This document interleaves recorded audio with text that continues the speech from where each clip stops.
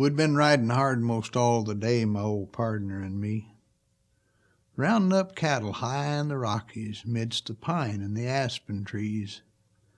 Season was fall, leaves turning gold, and the sun was dropping down in the west when we stopped in a grove with a stream flowing through so our ponies could water and rest.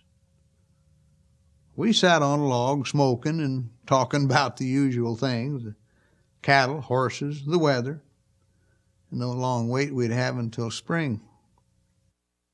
Then suddenly my old friend's voice took on a more serious tone. "Son," he said, "a few more winters I'll see till I'll be going home. Now there's a favor I'm going to ask you, that on my burying day, as they're laying me beneath the sod, would you find a piper to play?" Well, I thought of his wish, then I asked him, "Scotch or Irish, which should it be?" "Oh, I'm descended of both, so either," he said. "It really don't matter to me, but mind you, don't let 'em be bringing no sad songs onto the scene. Now, I'm partial to tunes like Scotland the Brave or Wearing of the Green." Well, I promised my pal to grant his wish. I'd certainly do my best, never realizing how hard it would be and how I'd be put to the test. That winter he didn't stay with us, choosing to stay in town. I went to see him from time to time, whenever I was around. Come time for spring gather, he never showed up, and I was starting to get concerned, so I asked around about him, and I didn't much like what I learned. Seems my old pal hadn't wintered too well and didn't look like himself at all. Old Slim said, yeah, if he don't get something better, he just might not make it till fall. Well, the boss gave me time to go check on my friend. I rode in, but I was too late. They were just carrying his remains out through the boarding house gate. Well, I sat there sort of dumbfounded, and it suddenly come to my mind that promise at last fall's roundup and a piper I had to find. Well, I sent word to the boss what had happened, and I started on my quest for a piper to play at the graveside when my old pal was laid to his rest. Well, I searched and inquired and made lots of calls for miles and miles around, but alas and behold, they're more scarcer than gold. Not a piper could be found.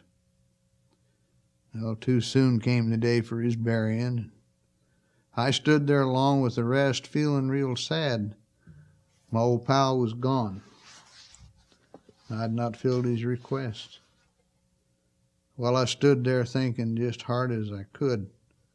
I tried real hard, old man, but I couldn't find nary a piper. I sure hope you understand. We were burying him on the mountainside near this grove of aspen trees, and as the sky pilot was saying his last few words, I felt a gentle shift in the breeze, and then I heard him. Sort of quiet at first. Pipers playing songs of old. There was the Wearing of the Green. It was followed by Scotland the Bold. Oh, my mind's sure playing tricks, I thought. As the last strains faded away, it's got to be my imagination. Well, I'll figure it out someday. I knowed it'd only come to my ears 'cause no one else said a word. I just said goodbye, old man, and I went on back to the herd.